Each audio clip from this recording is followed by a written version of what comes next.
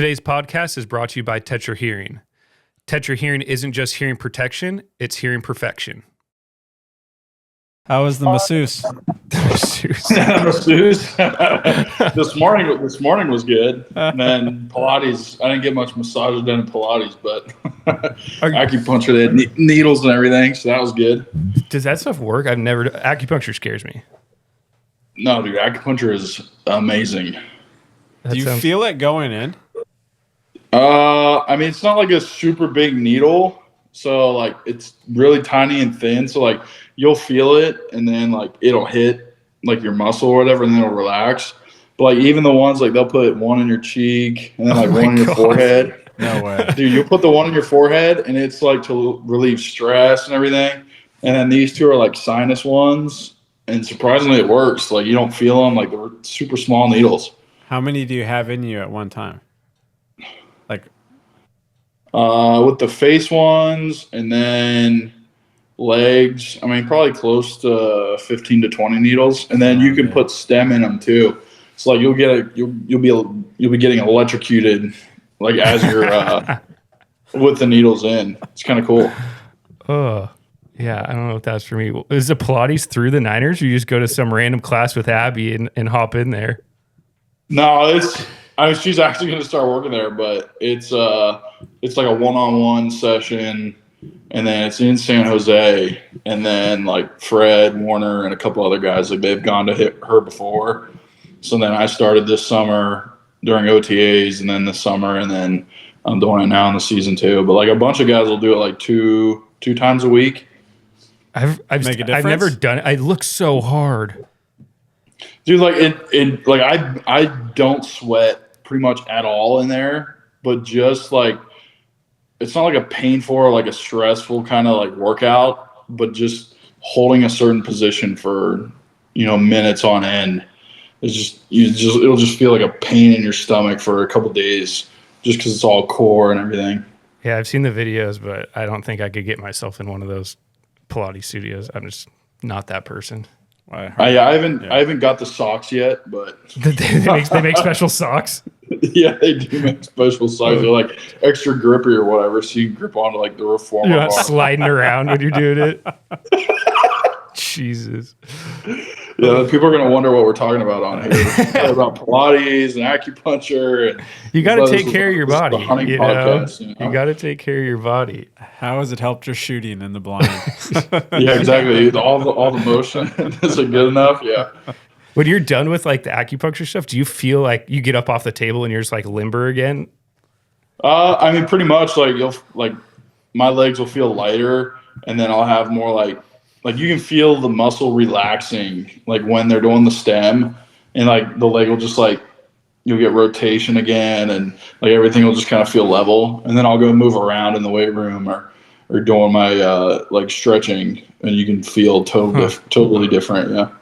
Yeah, I've done the stem stuff. Just my dad's a physical therapist, so I've had the pads on before. You get the clinch up, but I've never had needles with stem in it. I couldn't imagine that.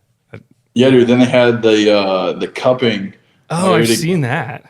Yeah, dude. I got like a bunch of like circular bruises on my leg from where they did it on my quad, and like it's just pulling the skin up out into this little cup thing. It's weird to look at, Yeah, I've seen people with those big cut marks on their back and stuff, and it's like, I don't know. I mean, I guess if it's good for you, why not? If I was a professional athlete, I'd probably doing everything I could to stay on the field, but I hardly even go for a walk or a run anymore. So. Go to your kid's baseball practice and chase around some wiffle balls. Woo! Broke a sweat out there, yeah. Oh, my back hurts, Oh, God. Oh, yeah. Well, welcome back, everybody, to another episode of Save for the Blind, sponsored by Tetra Hearing. Today we have Colton McKivitz, who is the starting right tackle for the San Francisco 49ers. And you are our first guest on the podcast for this season. And you're also the last guest of season 1. So congratulations and thanks at the same time. Nice. Let's go. Yeah. Pretty good. So we're starting with the best and we're ending with the best. I like it. It's my kind of thing right there. So you're what? Let's see, week 2 in. How's the body feeling after 2 weeks of football? Pretty good actually. I mean, besides a couple bumps and bruises and nicks, not too bad. Came out pretty unscathed, and it's funny. Our rookie, our right guard Pooney, he goes, "Man, we got 17 of these things." Like, yeah, dude. Like it's a grind, but no, I think 2 weeks in, it's feeling pretty good. Is it that? Do you feel that much of a difference from like the college level to the pro level? Like just every day is just like, wow, really? Another one's like getting beat up.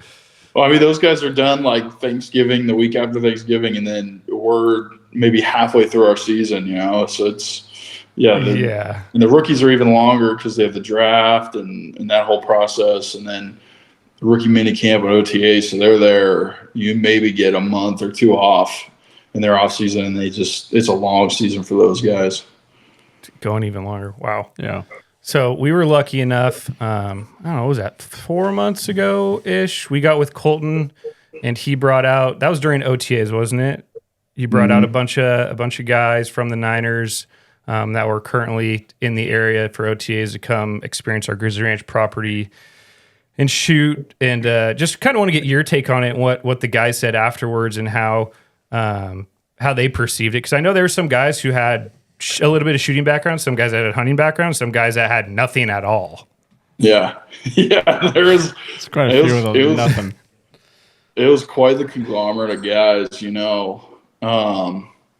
I mean, just some of the guys like I told you when we got there, guys, they always talk smack, or they're like, yeah, shooting, like I'm gonna run the table and all this and that, and they talk smack. And then a guy gets a finger stuck in a gun. It needs a Barbie Band-Aid. You kind of realize it's not all it's smack talk. But no, it was super fun. I think they had a great time. I don't think I think a lot of them didn't realize, how, close there is opportunities to hunt and shoot and do these kinds of things in the Bay Area. And that they have them, pretty much readily available, if they just kind of look around and ask around.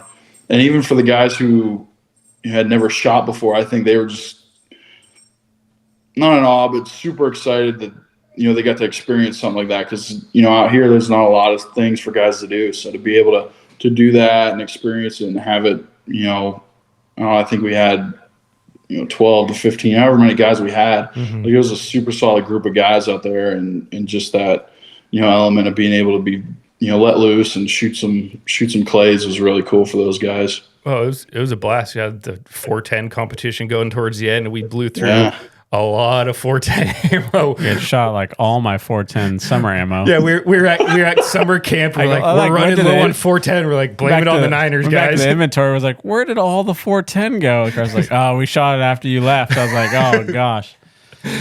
Shot so much 410 ammo. But what's interesting is Jeff was talking about it today before you got on, is like, in the line of business that you're in, a lot of those guys that came out like aren't on the team anymore. And it's crazy to see that. Dallas, and like a couple of them have, either got picked up somewhere else, or it's just crazy that how much the roster changes from like when we shot in OTAs until whenever cut day is, August 27th. So it's crazy how much the roster changes and the turnover rosters have. Yeah, and I know your hunting buddy for the last year, Warner's now with the Falcons. So who are you going to pick up on the team this year to start bringing around? I know Barch hunts. Yeah. Barch has done a lot of big game, I think. Okay. He's planned on, I think he's going to Wisconsin on the bye week to do some deer hunting. He's got a family property there. But there's actually two rookies. Jake hunts, Brendel. He came out. He's busy with his kid. His daughter, man, he loves her, and anytime he gets, he's going to spend with her. But we got two rookies who are coming up. One's a big duck hunter, and then Nugent. One's a quarterback, and then Nugent's an offensive lineman rookie who he's big into the outdoors too. He's actually got a 7-month-old chocolate lab, so I don't know if he plans on hunting him one day, but he's super excited to see what California's got. Did those guys come from a hunting background, like California hunting background, or? No, Nugent went to Stanford and then transferred to Michigan, so he won a national championship last year. And then Mordecai is a quarterback. I think he's from the South. It's from Tanner Mordecai? Yeah. Yeah, he was Oklahoma backup and then went to like SMU or something like that, I think, and then went to Wisconsin, I believe. So yeah, he had a Max Prairie shirt on the one day. We had an O-line and QB dinner at Brock's house. And he was like, Max Prairie, what are you doing with that on? And I was like, what are you talking about? Oh, duck hunter, man. And he's like, no way. I was like, yeah, dude. I was like, California has the best duck hunting the country has to offer. And he's like, all right. He's I couldn't believe it. There actually another duck hunter around. So that's cool. Like, all right, we'll get you out, buddy. Yeah, I bet that's a good feeling when you meet somebody on your team for the first time. They're like, oh, you duck hunt too? It's like, oh, finally, I got somebody else. Yeah, I lose Charlie, and then all of a sudden I got two more. So it's a good feeling to have guys who hunt. That's awesome. I remember like in college, like saw someone with a Drake waterfowl shirt, like, hey man, you hunter? Yeah. All right, perfect. You're like best friends. I had a guy at the gym come up to me the other day, and I was wearing my Cal Waterfowl shirt, and he, oh, you do stuff with Cal Waterfowl? I'm like, yeah, I run the hunt. Guy owns a club in the Suisun Marsh. He's like, I own this club, and I was like, awesome. It's like just those conversation starters. Find the tribe members. Yeah, exactly. How's the pup working out? Oh, he's awesome, man. Yeah, he's getting big. I think he's 8 months right now, Cedar. Yeah, he's a ball of energy right now. It's hard being down here in San Jose or Santa Clara, with all the being kind of in town and in the little parks we do stuff at, but he's getting it, man. So I'm excited for that. You're gonna get him a vest to hide all of his long hair so he doesn't get cocklebur attached to it. Well, it's funny because like when he was a puppy, he had short. You're like, oh, it's not gonna be that bad. And then now, like his tail's all fluffed out, and his back's starting to curl up, and you're like, all right, this is gonna be a mess when I get him. He's gonna be a magnet for anything that's in the water. Yeah, dude. He goes searching through stuff, and yeah, he's a ball of energy right now. That's for sure. Have you ever hunted with a golden retriever? I never have. A friend of mine growing up had one, but yeah, I can remember much about it. Water dog. Yeah. Have you hunted with one, Colton, before? Yeah. Blaster. That's a good name, Blaster.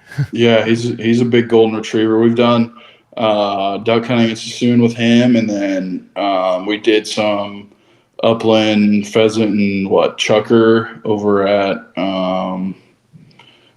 Bird's Landing, I think. Okay. Yeah, so we did some stuff over there with him. Great dog, man. They're beautiful watching them work. Yeah, that hair though, man. After a hunt, like just finding the ticks and cockleburs or whatever, it's just got to be like a treasure hunt. You just get a shear and just shear patches out of them. Yeah. So sitting on our table to the right is your other giant cleat that we have. We're still going to auction off. So I kind of want to touch the very first episode. We had mentioned the possibility of you doing cleats for a cause with the Veteran Hunt program, and we actually did it this past year. So what game were these cleats worn in? The Philadelphia Eagles. I think it was Sunday Night Football. Pretty sure the score was 42-19. That's a beatdown. Yeah, so we had been looking forward to that one for a while after losing the NFC Championship game there the year before. So, they're in pretty pristine condition. I had spat over the middle of them for my ankles, but yeah, man, it was the Blue Flash, because that's what they were calling me in the Friday walkthrough before. Oh, really? Yeah, because you'll get some guys with just black ones or red ones, and then you get some guys where they're yellow, and then these ones are obviously blue. But no, they looked awesome, man. I was super, super pumped how they turned out, and the first pair we sold had a great turnout on that one. Yeah, so Yeah. I don't know what our fundraising department's plan is for this other one. It's going to go either to a dinner or the online auction, but for people listening, look ahead for that. You could pick up the other cleat. They are autographed by Colton, and they are obviously game worn, like we were talking about. I was watching the Receiver show on Netflix, and there was a scene where I could see you in those cleats. I was like, hey, that cleat was at my house. It's like trying to show my wife, and she's like, yeah, I don't get it. I'm like, all right, never mind. They're big Yeah, cleats. what was that on Netflix? I think. Yeah. Good shout out for the vet program right there. Yeah, exactly. Yeah, that's freaking awesome. You think they'll ever do like a lineman show now that they've done the quarterbacks and receivers? You guys No are shot. interesting. You guys are interesting. The most interesting people on the field. Kickers. We are interesting. I don't think they got the. I mean, maybe if it's Trent Williams, and there's a couple guys who can put on a show for TV, but they like the dramatics of people who touch the ball. Come on, you were in a national John Deere commercial. You're it. You're the next guy. we're starting to get into the TV world. I don't know if we're there yet, but not ready for a TV show. Maybe hunting one, but were you nervous doing that commercial with Brock? No, dude, I was pumped. I was so pumped. I was like, they got us, all the outfits, whatever. And it was just one day we were up in San Fran, and they got a John Deere 8R on duals up in this. It's like a park up in the top of the city. You can see the bridge, and like this dude's like house. He like rents it out for these commercial shoots, and this giant tractor sitting on like a main kind of thoroughfare for people getting back and forth from work and school, and they're honking, and people are breaking their necks looking when you drive by. And dude, it was such an awesome experience. Like, I mean, I had fun with it, dude. I think I had more lines than Brock, but it was so fun. And I mean, one of my neighbors, when I went back home to Ohio when we were there for a week, and me and Abby got engaged, he comes over. He's like, "Hey, congrats, whatever." And he gives me a bag of chips and onion dip from the commercial. Oh my god! He's like, "Here you go for your road trip back across the country." So that's awesome. That's hilarious. Speaking of your engagement, congratulations on that. Do you think you were more nervous in being engaged or proposing to Abby than you were for playing in the Super Bowl? Oh, for sure, dude. I mean, like the Super Bowl's like, I mean, it's obviously like that's the dream. Like, yeah, it sucks we lost. Whatever. We won't talk about that. It took me a while to get over, but like, I don't know. I almost messed it up too because we had family pictures the night before. And we're all dressed up, and everyone's got makeup on, and we're taking pictures. Even the photographers thought that I was going to do it that night. Did they knew you had the ring already? Oh, I had the ring, but I wasn't doing it that night. And everyone's like, "Hey, you doing it?" And I'm like, "No." So we're leaving, and she's all mad and won't look at me. And I even texted her mom like, she's like, "No ring yet." Oh God. Yeah, that guy. So then we go. I'm like, "Hey, let's go to Morgantown," because we visited before, but it was in the winter. So I was like, "Well, let's take Cedar. Let's go down for the day in the summer." I'm wearing the Cal Waterfowl shirt, and Abby's in shorts and a t-shirt. And, not picture ready. No, not at all. So she had no idea it was coming, and I had a connection down in Morgantown for a photographer with the team still. It was a nice overlook, and I almost messed it up because I left my keys in my pocket. And like it's like it was right as we're about to like me getting down on a knee, and I like paused. I hesitated, taking it out of my pocket. I was like, "Oh wait!" And I was like, "Oh!" So I hurried up, grabbed it, put it on the little shelf they had, and then luckily she forgot that she had her little purse on, so I got saved there. And then got down on a knee. And she was crying, and I shed a tear. And, yeah, it was great. It was a perfect surprise. And then I think it was Scott, or it might have been you, Carson. It was like great addition on the Cal Waterfowl. Yeah, yeah. That was the first thing because Kelly, my wife, she's like, "Oh, they got engaged." I was like, "Oh, he's wearing a CWA shirt. Nice." I texted Chloe. I was like, "Nice shirt." He's like, "Yeah, I'll put a better one on when we take engagement photos." I was like, "Yeah, that's probably smart." Oh yeah, that's great. Yeah, she had no idea it was coming. So it was coming this off season, but definitely she didn't know the day, and she was surprised. So it worked out good for me. That's freaking funny. Those women always seem to know when it's going to happen, or or are pissed off when it doesn't, when you had no inclination of doing it. But then Good. then you get it done, it's like a weight off your shoulders. Like, all right, that was a lot easier than it should have been. Well, then all the work starts Yeah. after that. Yeah. You know? Yeah, and the planning and everything. Yeah. But yeah, we were going to do it in Idaho. Well, I mean, it was kind of spur of the moment. I went on a spring bear hunt in Idaho after OTAs. And we're right on the, I think it was the Big Salmon River, like right on kind of like a gravel bar. And we're taking pictures. And like, if I had the ring on me, I would have done it right then and there. But then like, she looks at me and I look at her and I'm like, I got nothing for it. Yeah. Did you have it at that point, just not on you? No, it was like the arrangement, like it took an extra 2 weeks. So I had to wait and I had it shipped to her mom's bank where she works at. Oh my gosh. So yeah, it was, I mean, Idaho is beautiful, man. I mean, it was Nez Perce Res and then Hell's Canyon back in there and the Snake and all that. That's some beautiful country in Idaho now. That's freaking awesome. What's Super Bowl media week like? Because I know normal media, you have your interviews and stuff, but I feel like that's like a week-long hoopla of just cameras in your face. What was that like? Dude, it's brutal. So like we practice, and then you have a mandatory like hour and a half media session in, you know, wherever they designate that, and you're at these tables. So like, obviously the bigger name guys, you know, Brock and Debo and George, like they all have their own podium. And then the other guys, like we're all just huddled around tables, like 2 or 3 of us at one.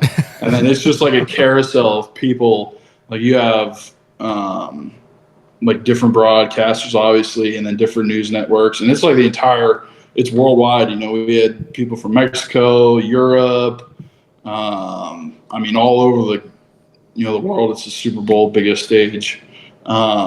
So I think one guy was coming from New York, didn't even know I was on the active roster. Oh my you God. have like all these, you have all these people who, they probably know nothing about the team showing up and then just asking random off the wall questions, political, like hypothetical stuff. Like it can be, it's quite taxing, after a practice to sit there for an hour and, you know, be asked questions but yeah, the media at the Super Bowl is insane. Do they obviously prep you guys like, hey, Don't say XYZ. Yeah, or like if someone asks you a crazy question, political, just say next or whatever. Yeah. There's always the social media guys on our team. They'll come and be like, "Hey, here's what not to say. Don't say this," or tell them to be like, ask the head coach, or if there's any like injury stuff or anything political. Yeah, you know, I'll refrain from answering, but. Yeah, you get the off the wall stuff, man. They're just trying to dig into, make somebody make a mistake and say something that they're not supposed to. Yeah.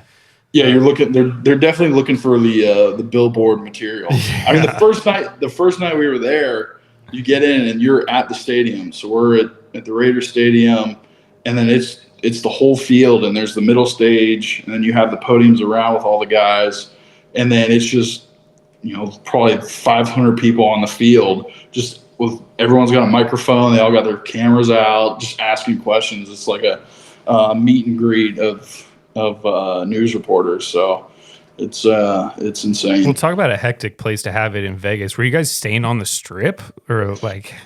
No, I think we were like 30 minutes away. Oh, okay. Yeah, I forget where we were at, but we were definitely off the Strip. Get away from anybody possible to make anything happen. Yeah, do they let people go out at night, or are you like at back at your hotel, like sleep time? Like, how does that all work when you're on the road like that?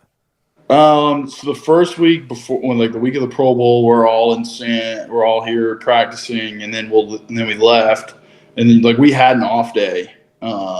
So like guys could go down to the Strip if they wanted to and explore and see family. And but I mean most everyone was pretty much staying like at the hotel we were at, because I mean they rent it out and everyone stays there. There's no one else in the building besides like team personnel or family. So it was kind of like your own little home pretty much, but at a resort. So your family could stay there? Like if people had kids, they could stay with them?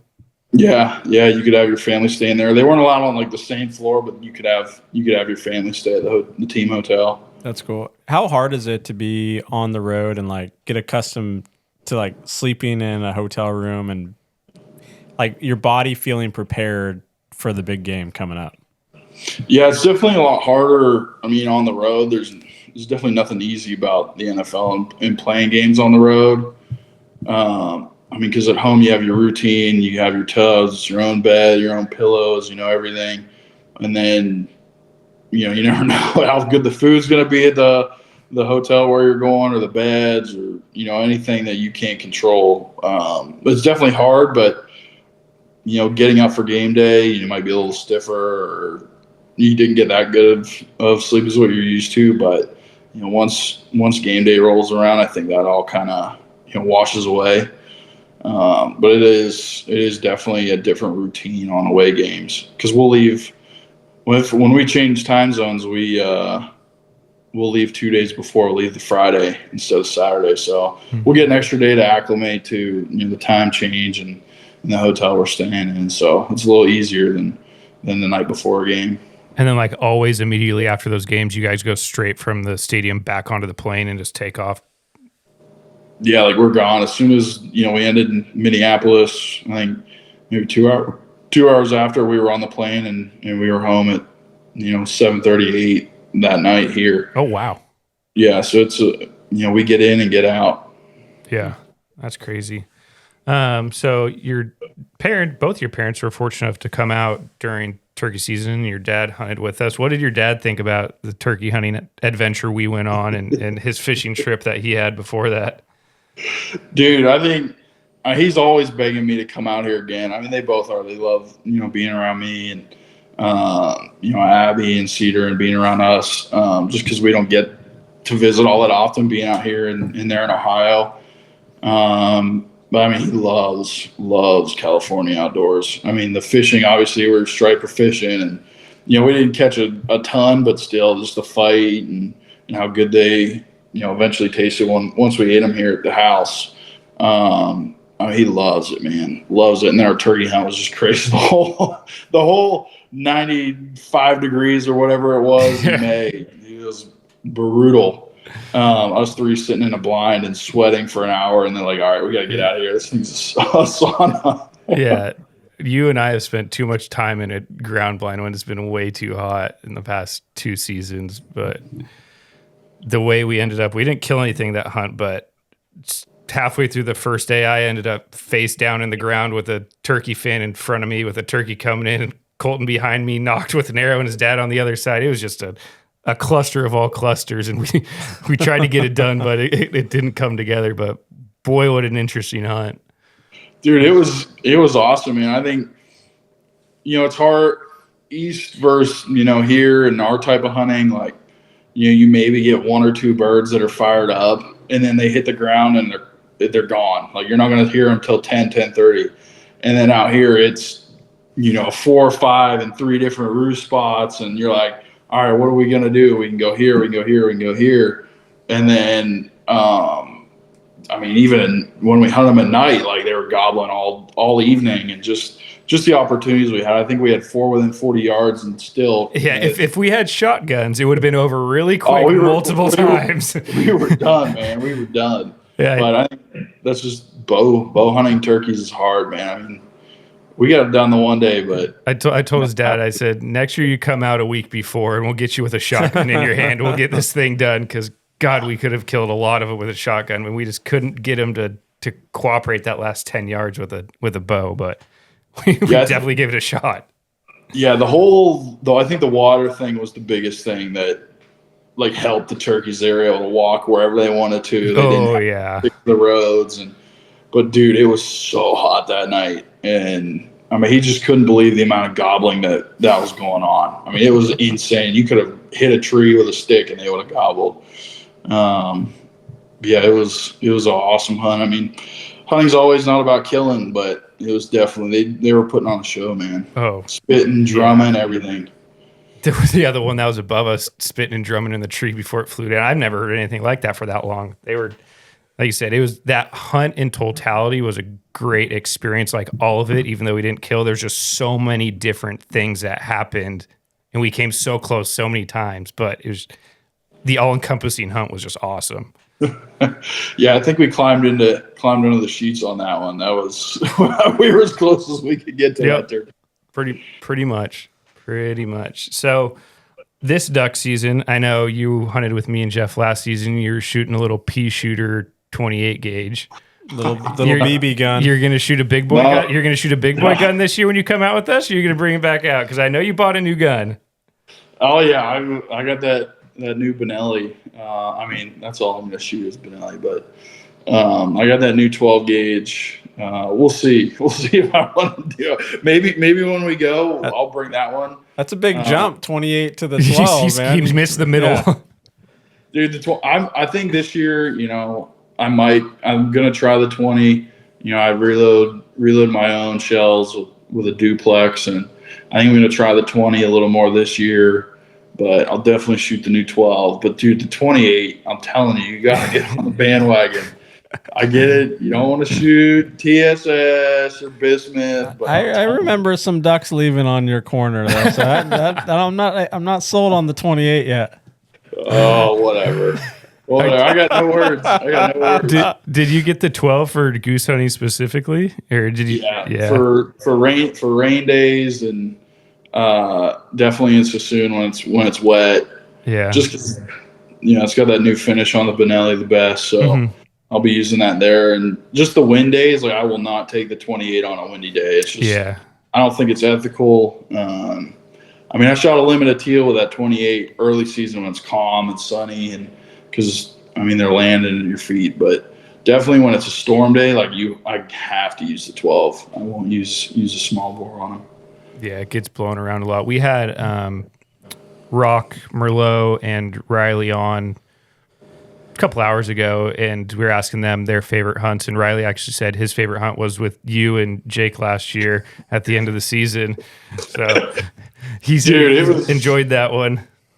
Dude, that hunt was nuts because we had a big rain. The rain was coming, and we had to be. I think we had 2 hours of hunting before it was just an all-out downpour.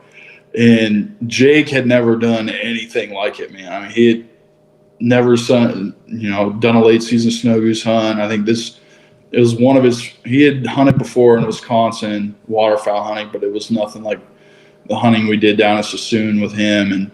And for him to experience this, he's like, man, I'm driving 3 hours. I hope it's good, whatever. I'm going to sit out in the rain in the ground. And dude, when I say he started laughing out loud, literally looking over at me and going, these birds are so stupid. And just broke out in all out laughter. And I'm like, dude, what are you laughing at? Because they're cupped up. They're just sitting at your feet. They're maybe 10 yards, dude. And he was having a blast.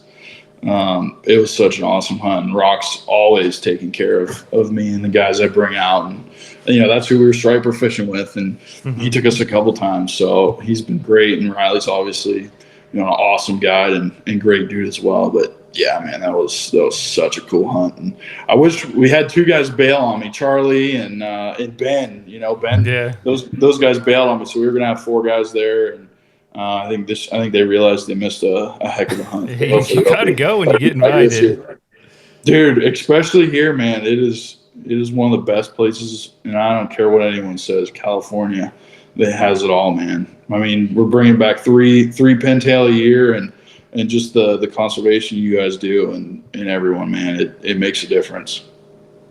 Yeah, well, we appreciate your support and doing things like Cause My Cleats and obviously coming on the podcast, but it's been fun to get to know you, but we appreciate you spreading the good word too. Yeah, I can't advocate enough, man. It's for what you guys have done, taking on hunts, and even from the beginning, I got that shotgun off of you guys just from straight out the gate, the hunting and the advocacy for you guys, man. Cal Waterfowl, I think, does the best job out of anyone, for the ducks and geese. It's crazy, and I love being a part of it, man. Good. We appreciate that. I was driving on the road this morning on the way here thinking about questions for our podcast guest today, and I was thinking about this podcast. And a question that came across my mind was, if you weren't with the Niners, what organization do you think would give the best outdoor opportunities to a player? Ooh. Kansas City. Okay, that's a good one. Kansas City for sure. And then probably maybe Seattle fishing, but definitely your north teams, Green Bay, Minnesota, like up that way.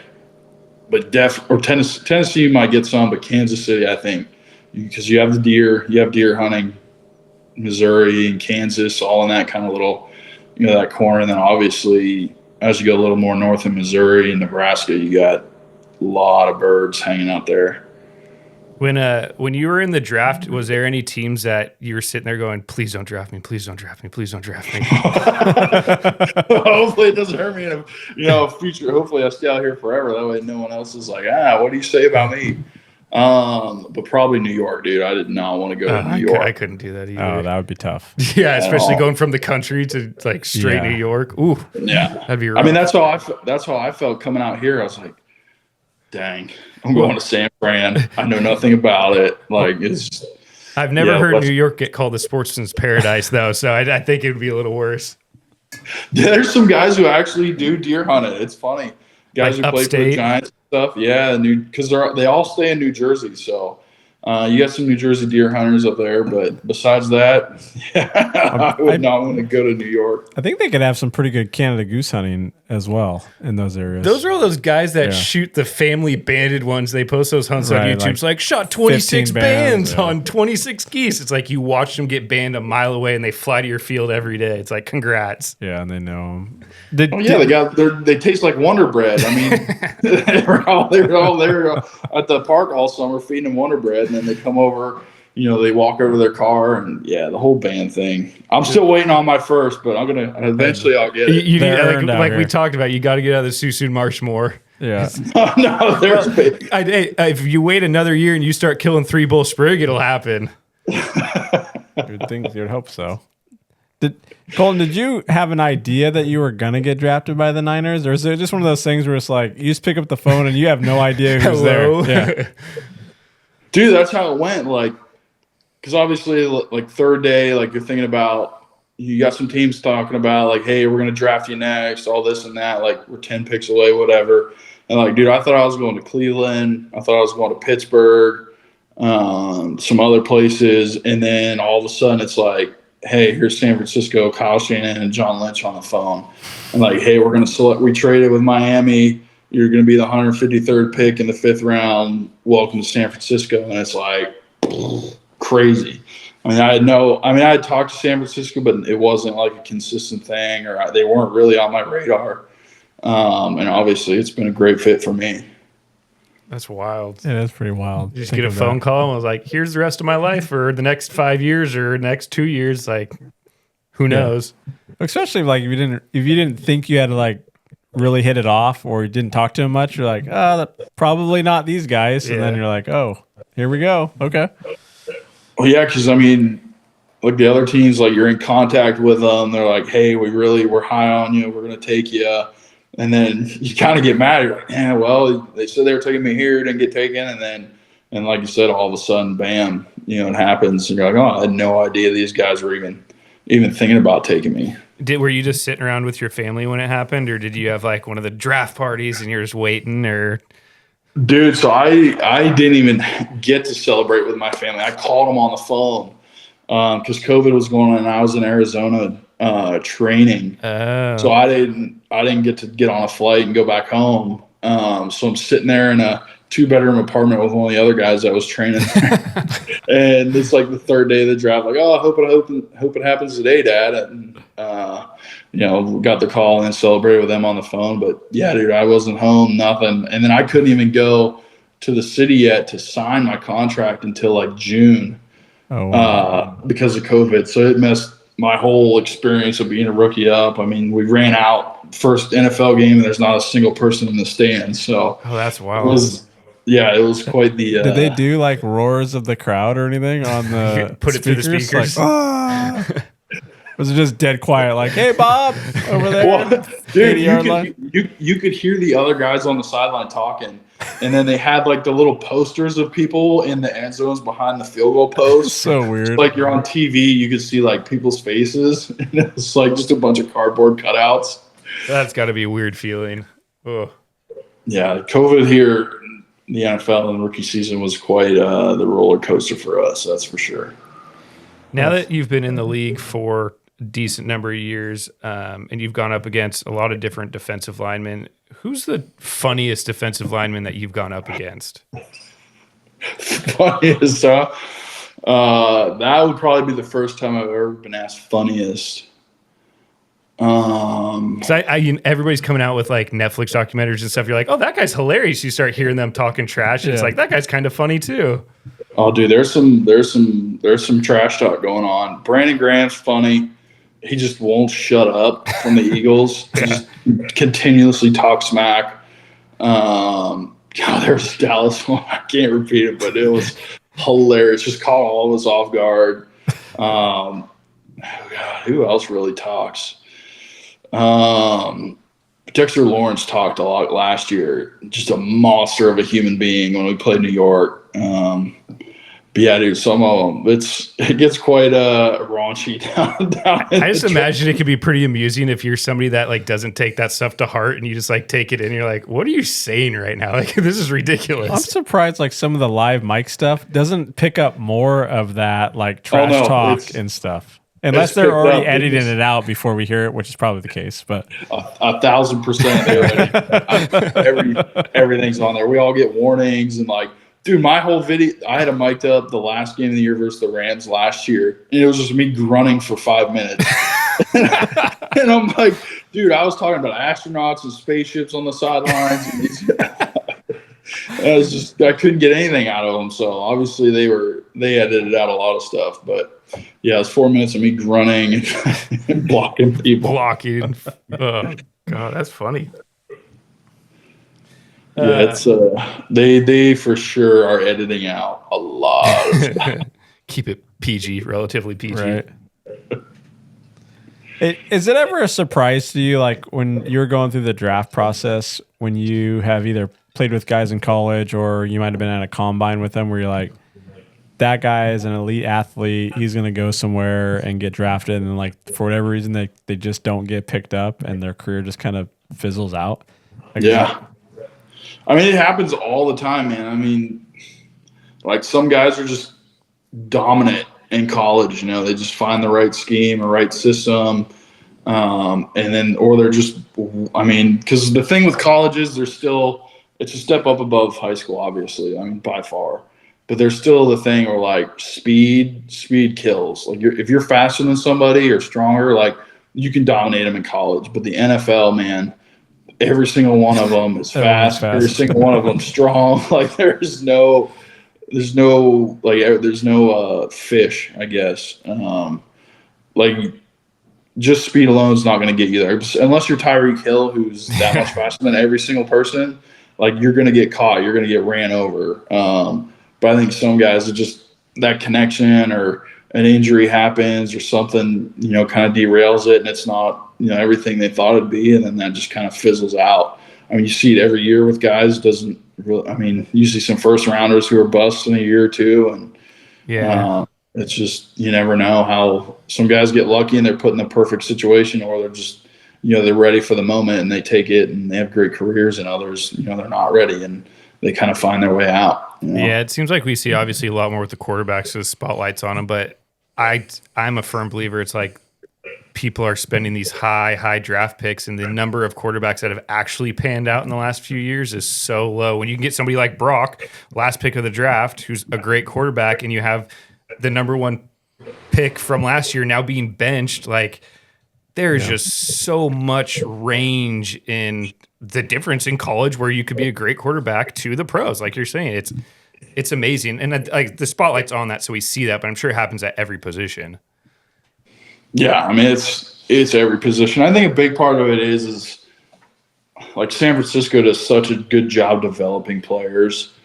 And they also, I don't think they give up on guys as early as some other places do.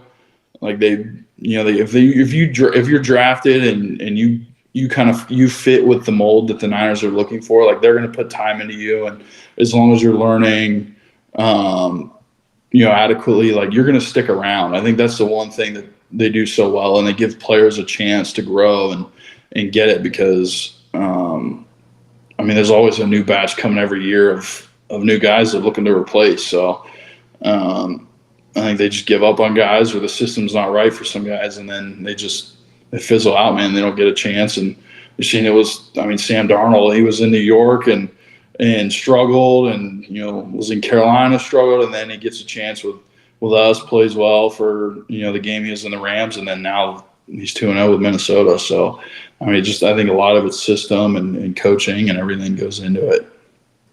Yeah, definitely. Yeah, so much that goes into it. As far as your favorite outdoor activities, and I'm going to give you 2, and you have to get rid of 1. We're going to get to the top. So let's go striper fishing or turkey hunting. What are you keeping? What are you getting rid of? Get rid of the stripers. All right. Turkey hunting or deer hunting. What are we getting rid of? Get rid of the deer. All right. So then we go turkey hunting or waterfowl hunting. The final one. You got to pick. You got to get rid of the turkey, man. All right. Oh, there we go. So you fully transformed into a diehard waterfowl hunter being here. Dude, I've known it since high school, man. Like once I begged my dad, like we talked about on the first podcast, to get me into waterfowl hunting and be involved in it. And dude, there's nothing like it, like, because it combines everything. The turkey hunting, you're communicating with the animal, and then obviously you're getting to shoot a lot if you got birds, but then just you can talk, you can have fun in the blind, like just everything that goes into it, the gear. There's such a, I'll say vibe, I guess, about waterfowl hunting that you can't replicate in any other sporting or hunting species besides waterfowl. There's nothing like it. And I was a huge deer hunter, but it just doesn't do it for me. Waterfowl does. Yeah, I think everybody goes through transition and finds what they want. It's hard to be full bore in both or everything. Somebody usually has a favorite, but Do you have anything big on the books this year for trips? Not yet. I think, I got to take care of me and Abby are going to spend some time together on the bye week, but then she's got a nice trip to Europe planned. So I'm going to get a day or 2 in on that when she's gone for sure. When the mouse is gone, the mice will play, right? Or the cat's gone. Yeah. But yeah, I don't know yet. I'm definitely going to try and get with you guys. Sassoon's going to be my home for pretty much most of all the waterfowl hunts this year. It's so easy, and it's an hour away, and it's just, I don't feel like going anywhere else but California for birds. Yeah. Anytime you have, if you get a victory Monday or you have a Tuesday where you don't have something, let us know. We'll try to work something out. You come up to our rice blind, or we'll find somewhere to go because we want to go hunting too. Yeah, October 8th, man. Everyone keeps asking me, they're like, "You doing any hunting, McKivitz?" I'm like, "Not yet." I was like, "Dude, you go to the Northeast, though." Yeah. Nah, I ain't going all the way up there. That's a long way for a Tuesday. It is a long way. That's what I was thinking, because I was on the drive here. I was like, Colton could come up, and I'm like, oh, but he's got to be back the next day. It's like, that's 4 hours each. That's a hard trip. Yeah, that's a rough one. Could be worth it though. Could be worth it. I got pictures today from the place in Sassoon. There's a couple birds already on it, and they just put in a new blind. So and Abby, hopefully I'll get Abby on her second duck hunt. I was gonna say, how'd she like her first one? Well, so I didn't show her all the glory duck hunting is. I forgot snacks. I forgot coffee. I didn't tell her she could bring a book. So I made her rough it. Did you give her some waders at least? Oh, yeah. She had all the gear. I was making sure that she was not cold. She was definitely warm. But the moment they had it under the blind all year, and as soon as we open the covers, spiders go everywhere. And she's she goes, "I'm not getting in the blind." I said, "Get in the blind." I was like, "We're hunting today." And we had six birds at like 8:30, and we would have been great. We would have been done. And I'm like, I'm not shooting the spoon and messing up this limited TL. We sat there for another like 2 hours. Oh, she was so mad, but she had fun with it. And I mean, it was so cool just getting to spend the morning in a blind with her. And I still remember the first bird we shot. She goes, "You killed it." No, yeah, that's the name of the game. That is, but no, it was awesome and beautiful morning. You couldn't ask for anything better. So hopefully I'll get her out again. It'll be a little drier this time. Has Brock talked about coming back out? Does he show any interest in doing it again? Yeah, there's a little bit. I think he's a little more focused this year on, he'll be more focused with football, but Yeah. he's definitely about it, man. I remember when he got his waders and his jackets, dude. He was out in the yard blowing on a call in the bushes. So I think there's some more duck hunting in his future. Good. Definitely. Good. That's what I like awesome, to hear. man. Well, Colton, I think we're about at our time limit here, so I just want to say thank you for hopping on with us again for the last episode of season 1, Save It for the Blind podcast. And Jeff, do you have anything else? Yeah, man. Thank you so much. We appreciate everything that you're doing. Hope to share the blind with you again this season. So stay in touch, and wishing you guys good luck, man. You guys are gonna go the way. So good luck. Yeah, I appreciate it. I know. He said every time we've lost to Minnesota in the regular season, we've gone on to the Super Bowl. So That's keep it up. I guess we don't have to play 15 more games. So we're good. But no, man, I love everything Cal Waterfowl stands for. You guys have embraced me as a player and someone who can help you guys, and you guys have been a tremendous help for me and my love for the outdoors and getting guys out. And I think, I kind of, as long as I'm here, man, I'd love to make that a tradition in OTAs of getting guys out and shooting. And we can definitely do that. Yeah, we'll definitely get in the blind again. But I mean, just getting new guys out and experiencing what California really has to offer is something I live for, and just seeing their faces and you guys are great enablers of getting, new people in the outdoors and in waterfowl. So, I love working with you guys and look forward to many more years of it. Awesome. Sounds good. Well, we appreciate it, Colton. Yeah, thanks, Colton. Appreciate it. Yeah, thank you. See you guys. See ya. Thank you for tuning in to this episode of Save It for the Blind podcast. You can find our podcast on Apple, Spotify, or wherever you listen to your podcasts.